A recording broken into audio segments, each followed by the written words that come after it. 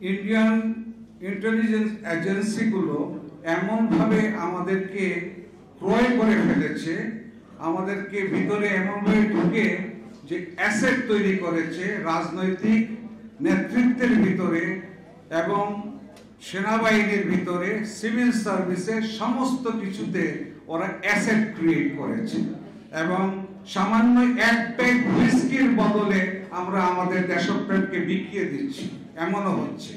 আমি এমনও জানি এই প্রেস ক্লাবে দাঁড়িয়ে, এটা আমার একটা মেইডার স্পিচ, এইরকম একটা গ্যাদারিং এ, এইরকম প্রেস ক্লাবেও আমি কিছু কিছু সাংবাদিকদেরকে আমি চিনি যারা এক প্যাক হুইস্কি ভারতীয় দূতাবাসে খেয়ে এসে ওরা বলেছে, জানেন আমি এক প্যাক হুইস্কি ওই জায়গাতে খেয়েছি, আমাকে ভারতীয় হাই কমিশনার খাইয়েছে। আমি অবাক হয়ে দেখতাম যে ওদের দেশাত্মবোধ, মানে আমি এরকমও দেখেছি, আরো অনেক কিছু আমি জানি, কিন্তু সেটা আমাকে বলতে মানে কতটুকু পারবো আমি জানি না। কিন্তু আমি এমনও দেখেছি যে তারা কি বলবে, কি লিখছে বা কি করবে তাদেরকে ডিকটেট করা হচ্ছে। কেন ডিকটেট করা হচ্ছে? তার সত্য কথা তারা বলতে পারে না, বলতে দেওয়া হয় না। কেন দেওয়া হচ্ছে না? কারণ তারা কিছু পয়সা পাচ্ছে। স্বরাষ্ট্র মন্ত্রণালয়ের সমুদ্র সীমার টিমের অধিনায়ক ছিলাম বা আনক্লোজ উইংয়ের প্রধান ছিলাম। সেই সময়ে আমাকে বলা হলো যে ভারতে একটা টিম নিয়ে যেতে হবে টেকনিক্যাল কমিটির মিটিং। তো আমি তখন তৎসময়ে ভারতের হাই কমিশনার পিনাক রঞ্জন চক্রবর্তী, তাকে দেখা হলো আমার সাথে জার্মান দূতাবাসে, ওখানে একটা রিসেপশন ছিল।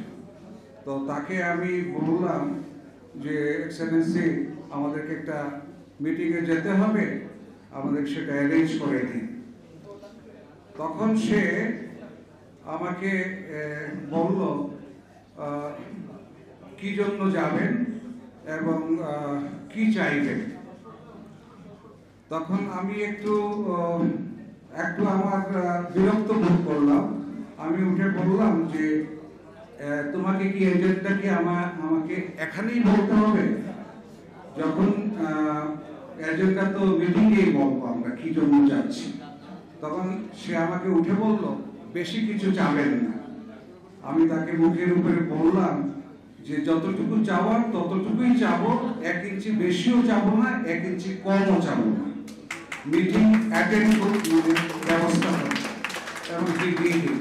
এবং সে 1 সপ্তাহ ভিতরে সে মিটিংটা অ্যাটেন্ড করলো। যখন আমরা গেলাম সাউথ ব্লকে, এটা আমার নেতৃত্বে মার্চ 2009-এ, তখন মিটিং এর পরে রিসেপশন হচ্ছে আমার অনারে।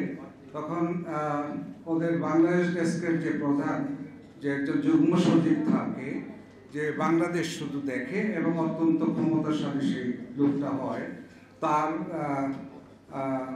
তার মানে কনফারেন্স ছাড়া বাংলাদেশের ব্যাপারে তেমন কিছু ঘটে না, সে সব কিছুই জানে। তখন আমাকে বললো যে we are amazed by your preparation. আমি বললাম যে তোমরা কি এক্সপেক্ট করেছিলে যে আমরা প্রিপারেশন ছাড়া আসব? তো আমি এখানে এত কিছু বিশেষভাবে না বলতে গিয়ে আমি বলতে যে প্রিপারেশন আমাদেরকে, এই যে আজকে যে আমরা বলছি দ্বিতীয় স্বাধীনতার ব্যাপারটা, আমাদেরকে কিন্তু এই প্রিপারেশনটা নিতে হবে সর্ববিষয়ে।